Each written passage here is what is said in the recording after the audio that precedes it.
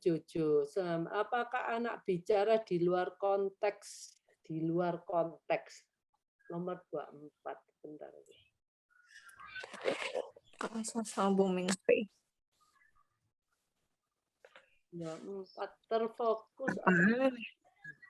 Oh, ini gini, Bu. Yang 24 itu namanya Jojo ya. Dia itu hanya berbicara dengan konteks dengan topik itu terus gitu, Bu. Halo, namanya Jojo. Jadi gini, kalau Ibu mau cari di luar konteks, ya. Ibu mau ngomong apa nih? Sekarang konteksnya buah-buahan, ya. Saya ambil kertas dulu ya.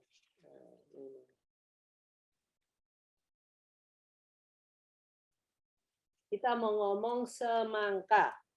Jojo ini bisa nulis kok tahu. Coba semangka, ini semangka. Menurut kamu apa yang kamu bicarakan, kayak kamu bisa bicarakan dari semangka? Oke, merah. Oke, merah. Kita tulis merah. Nah, apalagi semangka itu? Banyak air. Jadi dari semangka ini kita minta dia mengatakan mengenai semangka. Semangka mungkin bentuknya seperti bola. Seperti bola. Sama mungkin satu lagi berair. Banyak air. Oh, banyak air, merah seperti bola, manis.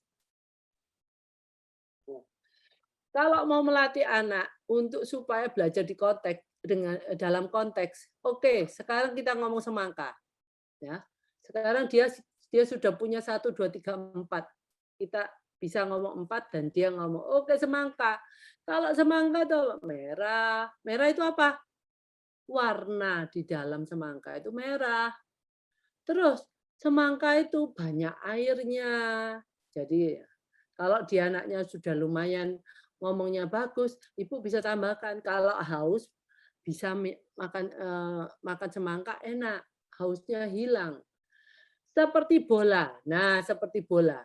Seperti bola jadi bisa digelindingkan.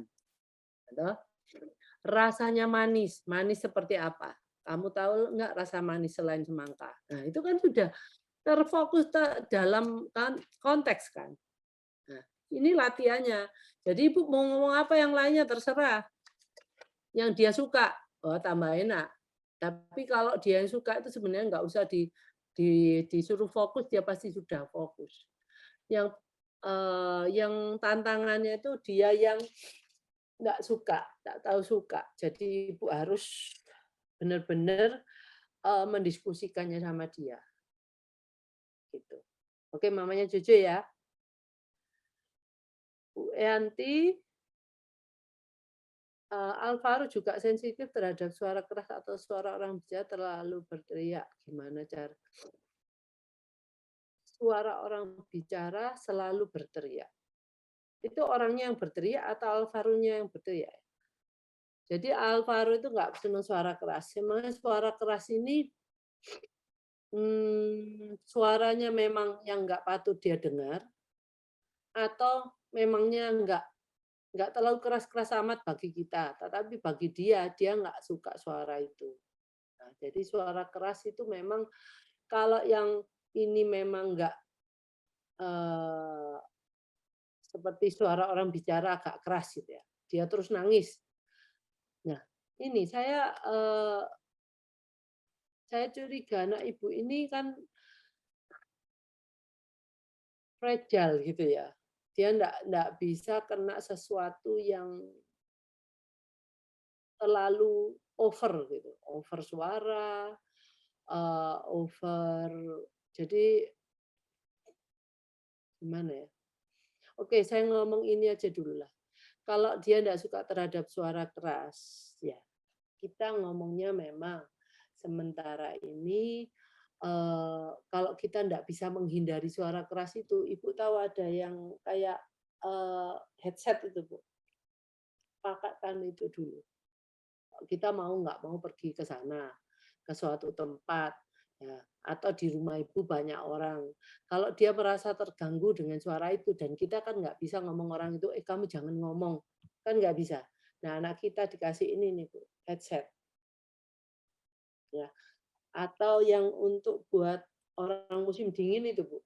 Musim dingin supaya, telinganya nggak dingin loh, yang modelnya kayak berbulu-bulu taruh di telinga. Nah, itu bisa membantu supaya, suara yang masuk nggak terlalu keras, ya. Nah, itu yang paling gampang aja dulu, Bu, sekarang. Nanti kalau Ibu mau melatih dia, bukalah sedikit-sedikit. Nah, dia kalau oke, oke, dibuka boleh nggak? Satu satu. Oh, kalau dia boleh, kasihkanlah agak ke atas ini headsetnya. Nah, nanti dia merasa kalau terganggu lagi, mungkin ditutupin lagi, gitu ya. Bu Yanti, Mama Alvaro itu, pakai cara seperti itu sampai dia terlepas dari headsetnya kembali, oke? Mamanya Yao Yao.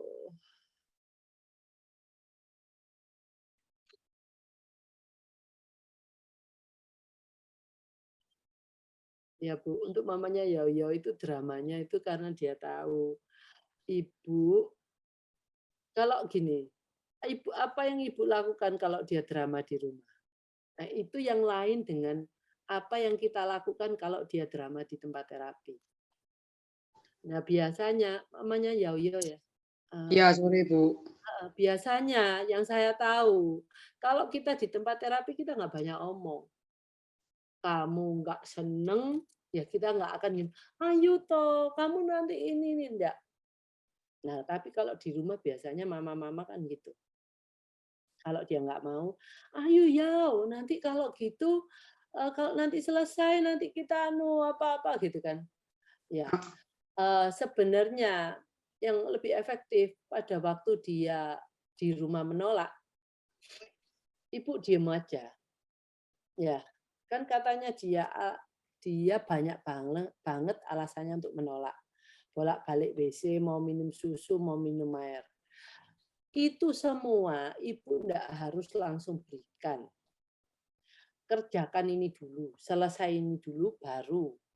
Nah, jadi, kayaknya itu kan memanipulasi mamanya Yauya untuk, supaya dia nggak melakukan apa yang di depannya dia. Nah, ada satu, Bu, Ibu kalau mau dia nggak manipulasi, yang kalau kita pakai di tempat terapi itu loh, Bu, Pakai celengan koin. loh, Bu, koin. Nah, dia tahu masih 5. 5 ndak selesai, kamu ndak akan mendapatkan salah satu, salah 2, atau semua yang dia mau. Gitu, Bu.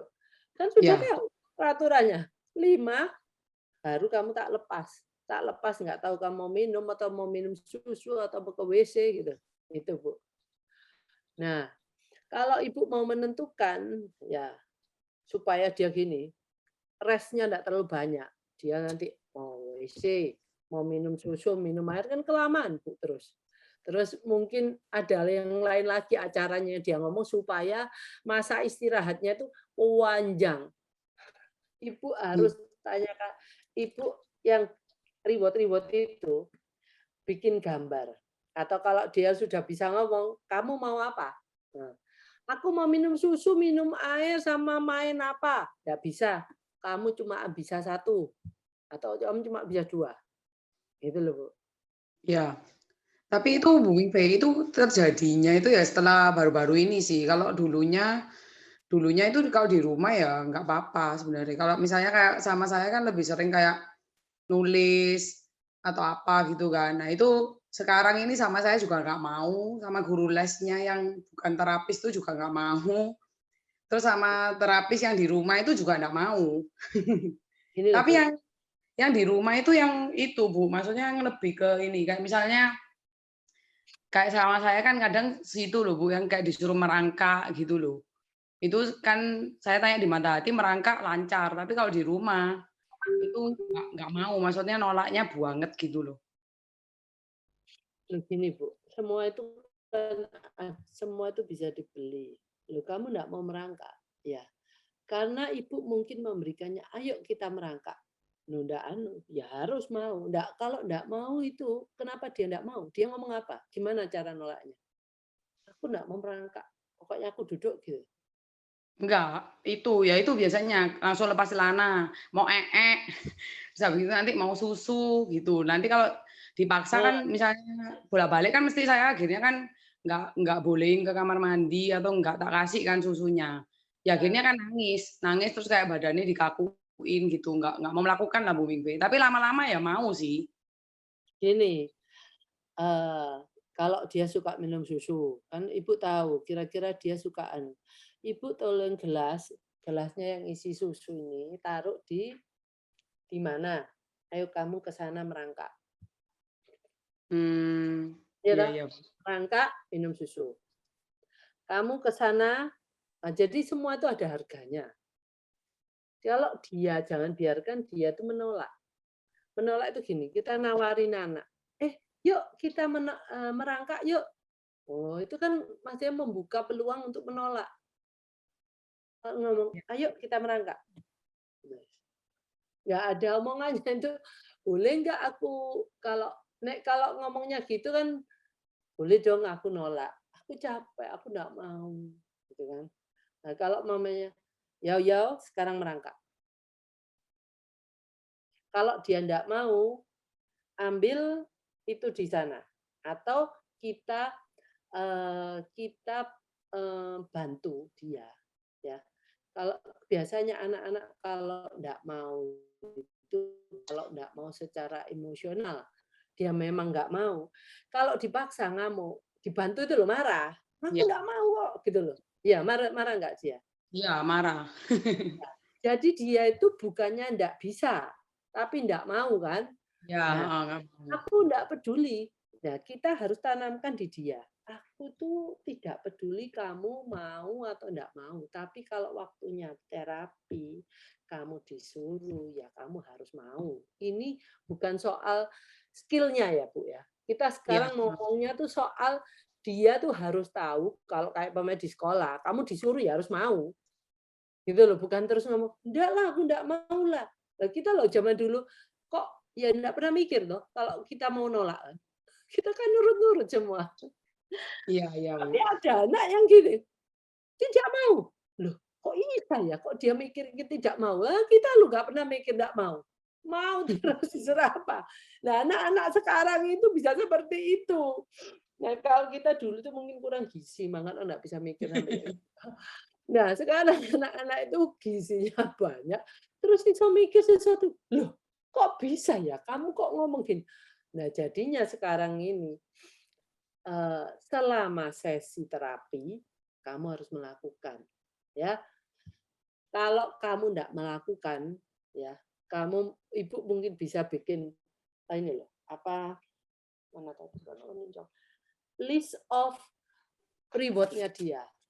Ini ya, reward-nya itu gambar. Nah, mungkin reward ini untuk besok kamu dapat, ya, atau untuk malam ini, ya.